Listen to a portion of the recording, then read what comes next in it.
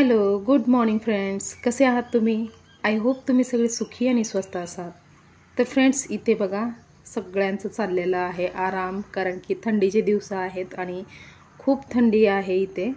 तर नदी आहे थोड्याशा अंतरावर, त्यामुळं इथे थोडंसं जास्तीच थंडी असते.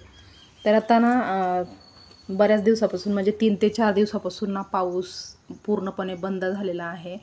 आणि सकाळी सकाळी म्हणजे पहाटेच्या सुमारास तर भरपूर धुकं वगैरे पडलेले असतात आणि सकाळचं वातावरण जे आहे ते पूर्णपणे गार असतं, कारण इकडचं वातावरण नैसर्गिक आहे. इथे MIDC वगैरे नाही आजूबाजूला, त्यामुळं केमिकलचा धूर वगैरे वातावरणामध्ये नसतो. त्यामुळं नॅचरल वातावरण आहे, त्यामुळे एकदम गार, जसं गावाकडचं वातावरण असतं ना तसं आहे इकडे. आणि त्याचबरोबर आजकाल पाऊस बंद झाला आहे आणि ऊन कडाक्याचं पडतं आहे दुपारच्या टायमाला. त्यामुळं मग मी इथे ना ही गादी बाहेर बाल्कनीमध्ये ठेवायचं ठरवलं, कारण की ना आपली उशी असो किंवा गादी असो ही ना सतत वापरल्यामुळे आणि जुनी झाल्यामुळे ना थोडंसं त्याचं जे स्पंज असतं ते कमी झालेलं असतं आणि कुठंतरी गादी पण चपटी होते आणि उशा पण चपट्या होतात, जशा नवीन असतात तशा राहत नाहीत. त्यामुळं ना जर अशा प्रकारे आपण जर 8-15 दिवसातून एकदा जर अशा प्रकारे उन्हामध्ये ठेवलं ना हे गादी उशा, तर थोडंसं जास्ती त्याची म्हणजे जे काय आपल्या उशीला तेल वगैरे लागलेलं असतं तर ते सगळं उन्हाने सुकून जातं आणि गादीवर पण काही सांडलेलं वगैरे असेल तर ते पण सुकून जातं आणि म्हणजे जे त्याचा जो स्पॉन्जीपणा आहे ना तो वापस येतो, थोडासा प्रमाणात येतो पण येतो. त्यामुळं ना उन्हामध्ये ठेवली गादी वगैरे. आणि असं पण मला ना बेडरूमचे थोडीशी साफसफाई करायची होती, कारण की किचन आणि हॉलची क्लिनिंग तर झालेली होती पण बेडरूम बाकी होतं क्लीन करायचं. तर इथे ना थोडंफार जाळ्या वगैरे लागल्या होत्या कुठे कुठे, आणि हे क्रीम कलरच्या भिंती आहेत त्याच्यामुळं ना थोडंसं जरी कुठे जाळ्या लागल्या ना तर एकदम ठळठळीत असं दिसून येतात. त्यामुळं ना इथे आता सगळं मी झाडून घेते भिंती वगैरे.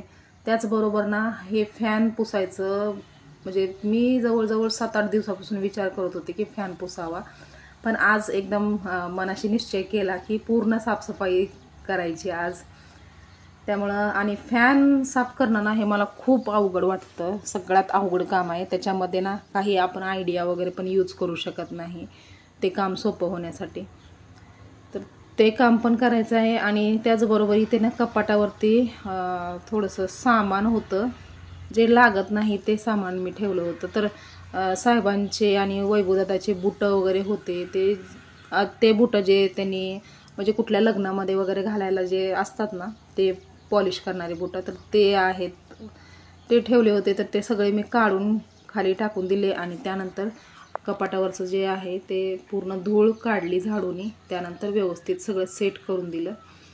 आणि त्यानंतर मग आता बारी आली आहे फॅन साफ करायची. तर फॅन साफ करायचं म्हणलं ना तर मला कंटाळा काय येतो माहिती आहे का, कारण की घरामध्ये आमच्या ना स्टूल नाही, आणि स्टूल नसल्यामुळे जो टेबल आहे ना लोखंडाचा, तर तो टेबल काढावा लागतो, थोडासा उंच आहे त्यामुळं.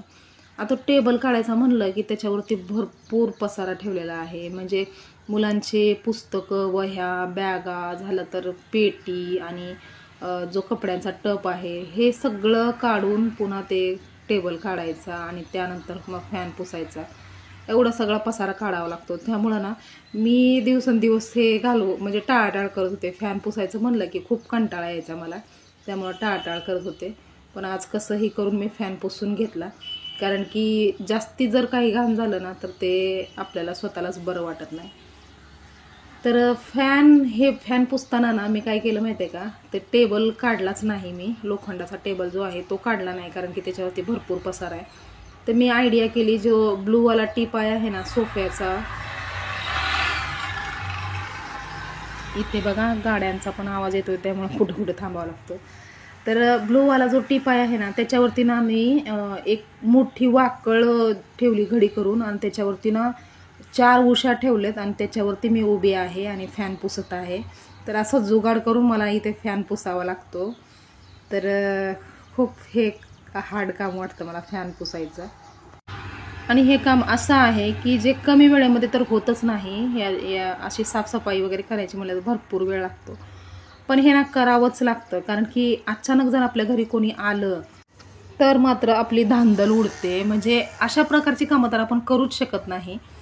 पण जर आपल्याला जर माहिती असेल की बाबा 15 ते 20 मिनिटामध्ये आपल्या घरी कोणीतरी येणार आहे, तर ना आपण आपले जी झाडू मारायचं, लादी पुसायचं हे काम आपण पटापट करू शकतो, किंवा पसारा झाला असेल तर पसारा काढू शकतो. पण हे घरातल्या जाळ्या काढणं, फॅन पुसणं हे काम ना हे आपल्याला आवर्जून करणं हे गरजेचंच आहे. कारण की ऐन टायमाला आपली धांदल उडू नये.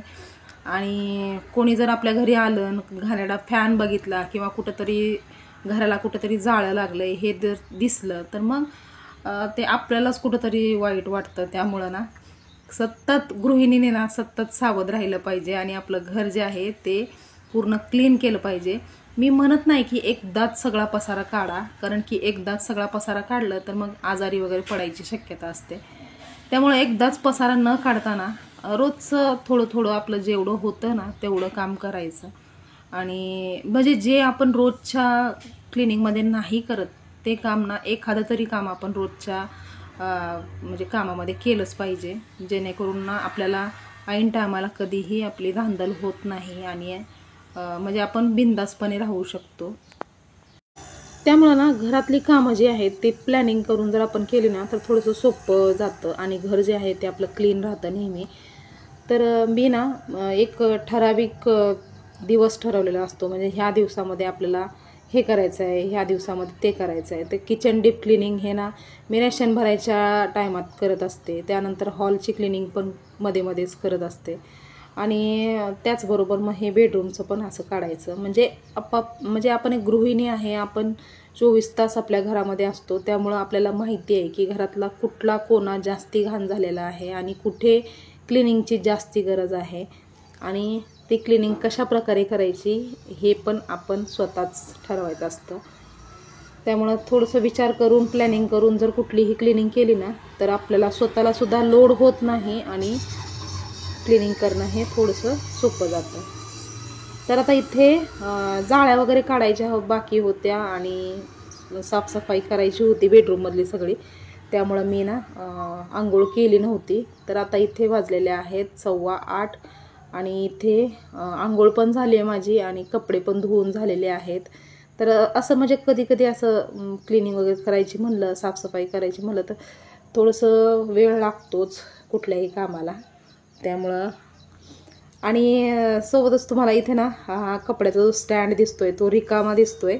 तर ते रिकामे असण्याचं कारण की आता ना कडाक्याचं ऊन पडतंय आजकालच्या दिवसामध्ये. त्यामुळं ना कपडे ओले वगैरे काहीच राहत नाहीत. त्यामुळं जो कपड्याचा स्टँड आहे तो आजकाल रिकामी राहतोय. म्हणजे गेले 2 ते 3 दिवस झालं स्टँड पूर्ण रिकामी राहतोय. तर त्यानंतर ना थोडा वेळ मी बसले होते आणि नाश्ता वगैरे झाला. मुलं तर गेलेली आहेत त्यांच्या क्लासमध्ये वगैरे. तर मी एडिटिंग सुरुवात केली आणि एडिटिंग थोडीफार झाली तोपर्यंत अनुताई आली क्लासवरून. आणि अनुताई आली की तिला म्हणजे शिंका चालू झाल्या होत्या अचानकच. तर आजकाल थोडंसं व्हायरल चालू आहे सगळीकडे, पण सहसा इकडे आमच्या इकडे ना नॅचरल वातावरण आहे. त्यामुळं ना सर्दी खोकला वगैरे हे असं जास्ती होत नाही. आणि आम्ही फिल्टरचंच पाणी पितो, ॲक्वाचं. त्यामुळं आजारी पडण्याची शक्यता एकदम कमी असते. पण ना अनुताई जिथे क्लासला जाते त्या क्लासमध्ये ना भरपूर मुलींना सर्दी झाली आहे. त्यामुळं ना इन्फेक्शन झालं असेल कदाचित तिला. त्यामुळं ती शिंका देत होती आणि थोडंसं तिला कणकणी आल्यासारखं झालं होतं. त्यामुळं तिला जेवायला पण नको वाटत होतं. कसं बसं तिला खाऊ घातलं थोडीफार भाजी चपाती वगैरे. त्यानंतर मग ती बोलायला लागली की मला गूळ आणि शेंगदाणे वाटून दे ना मम्मी, असं म्हणून सांगितले तिने. तर मग मी विचार केला की थोडंसं तिच्यासाठीच वाटण्यापेक्षा सगळ्यांसाठीच बनवावं गूळ आणि शेंगदाण्याचे लाडू. कारण की जेव्हा राशन भरत होतो ना त्या टायमाला साहेबांनी एक्स्ट्रा गूळ आणि शेंगदाणे घेतले होते. तर शेंगदाण्याच्या पोळ्या किंवा शेंगदाण्याचे लाडू वगैरे बनवण्यासाठी. तुम्हाला मी अगोदरच्या पण जुन्या ब्लॉगमध्ये सांगितलं असेल की साहेबांना शेंगदाण्याचे हे लाडू जे आहेत ते खूप आवडतात. त्यामुळं त्यांनी आवर्जून शेंगदाणे आणि गूळ घेतलं होतं. तर ते राहून गेलं होतं काम, पण आज अनुताईमुळे ते काम फायनली करून घेते, म्हणजे लाडू बनवायचं काम. तर इथे सर्वात अगोदर मी अर्धा किलो शेंगदाणे घेतलेत आणि अर्धा किलो म्हणजे अर्धा किलोला थोडंसं कमी असा गूळ घेतला आहे. तर अंदाजेच घेतलं आहे, कारण की मापून वगैरे घेतलं नाही, मी अंदाजे घेतला आहे. तर शेंगदाण्यामधलं ना जे खराब झालेले शेंगदाणे होते ते काढून टाकले, जर काही कचरा वगैरे होता ते काढून टाकला, फडकून वगैरे घेतले शेंगदाणे. आणि त्यानंतर इथे मी हे शेंगदाणे खरपूस असे भाजून घेणार आहे. आणि त्याचबरोबर गूळ जो आहे तो कापून ठेवलेला आहे एकदम बारीक. तर आता शेंगदाणे भाजतायत तोपर्यंत इथे बघा दुपारच्या टायमाला एकदम छान असं वातावरण असतं. सकाळचं वातावरण एकदम बेस्ट वाटतं, पण दुपारच्या टायमाला ना थोडंसं म्हणजे माणसं कमी असतात. आणि गार्डनमध्ये तसं तर पोरं खेळतात, ऊन असलं तरीसुद्धा खेळतात. तर आता इथे वापस आलो आहे आपण शेंगदाण्याकडे. तर शेंगदाणे म्हणजे एकदम करपू पण द्यायचे नाहीत आणि कच्चे पण ठेवायचे नाहीत, अशा प्रकारे व्यवस्थित भाजून घ्यायचं. तर आता इथे शेंगदाणे व्यवस्थित असे भाजून झालेले आहेत. तर ते मी एका ताटामध्ये काढते आणि हे शेंगदाणे थंड करून घेते.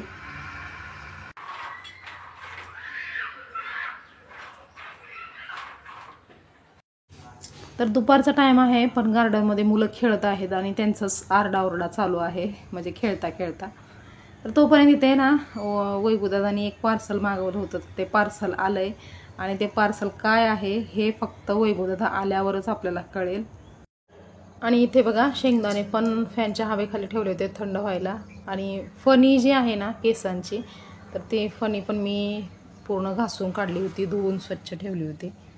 त्यानंतर गादी पण बाल्कनीमध्ये सुकत आहे. तर आता मी आली आहे किचनमध्ये आणि आता हे गूळ आणि शेंगदाणे पटापट वाटून घेते. आणि तसं तर ना गूळ आणि शेंगदाणे वाटायचं म्हणलं तर म्हणजे थोडंसं कधी कधी मिक्सर बंद पडतं, कारण की एकदम असं शेंगदाणे आणि गूळ एकदम एकत्र आपण मिक्स करून टाकलं तर ते लवकर वाटत नाही. त्यामुळं ना तुम्हाला मी एक आयडिया सांगते की कशा प्रकारे शेंगदाणे वाटायचे. तर ही आयडिया मला ना साहेबांनीच सांगितलेली आहे, कारण ते लग्नाच्या अगोदरपासून मी बघत होते. त्यांची सवय जी आहे ना ती गूळ आणि शेंगदाणे वाटून खायची सवय त्यांना पहिल्यापासूनच आहे. तर सगळ्यात अगोदर ना इथे जारमध्ये मी सगळे शेंगदाणे म्हणजे जेवढं बसतात तेवढे शेंगदाणे घेतले आणि थोडंसं मोठाडं असं वाटून घ्यायचं अगोदर. सगळे जेवढे काही शेंगदाणे आहेत ना ते सगळे असं मोठाडं वाटून घ्यायचं. त्यानंतर ना मिक्सरमध्ये एक लेयर ना शेंगदाण्याचे कूट टाकायचं. त्यानंतर त्याच्यावरून ना थोडंसं असं हे बारीक चिरलेला गूळ टाकायचा. आणि जेवढं लागतं तेवढं, जास्ती मोठे खडे नाही घ्यायचे गुळाचे, नाहीतर ना ते मिक्सरच्या भांड्यात अडकतात. त्याच्यानंतर त्याच्यावरून पुन्हा ना शेंगदाण्याचं कूट टाकायचं. हे मोठं असं वाटलेलं आहेत ना शेंगदाणे. तर अशा प्रकारे ना शेंगदाण्याची लेयर, गुळाची लेयर आणि वरतून पुन्हा शेंगदाण्याची लेयर असं पण टाकून आपण वाटलं ना तर हे ना एकदम सहजरित्या वाटून निघतं. आणि आपलं मिक्सर जे आहे ते खराब पण होत नाही, बंद पण पडत नाही. तर एकदा तुम्ही अशा प्रकारे वाटण्याची म्हणजे युक्ती करून बघा, तुम्हाला पण नक्की आवडेल हे.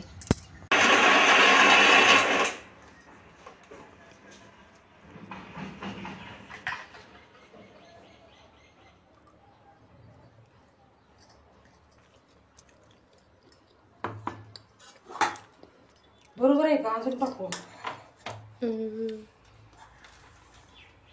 थांब.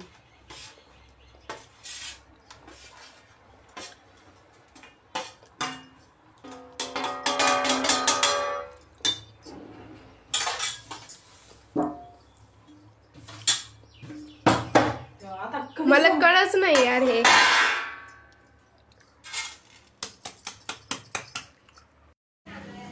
तर आता इथे बघा अशा पद्धतीने एकदम सोप्या पद्धतीने मी हे गूळ आणि शेंगदाणे मिक्स करून वाटलेलं आहे आणि एकदम बारीक असं वाटलेलं आहे. तर एवढा गूळ आता बाकी राहिलेला आहे, तर मी तो चहासाठी यूज करेन. तर आता निघाले मी हे कूट घेऊन हॉलमध्ये. तर इथे आता बसून मी लाडू बनवते.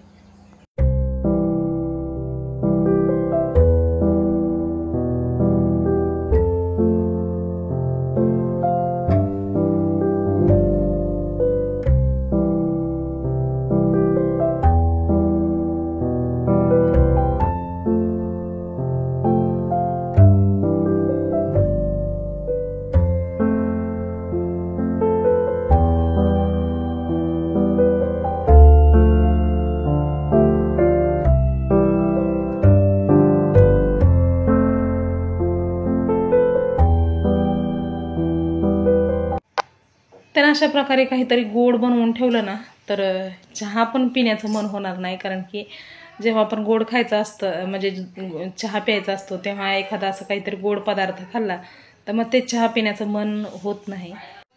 तर इथे मी लाडू सगळे भरणीत भरून ठेवले आणि 2-3 लाडू वरती ठेवले कारण की आता वैभव येण्याचा वेळ झाला होता.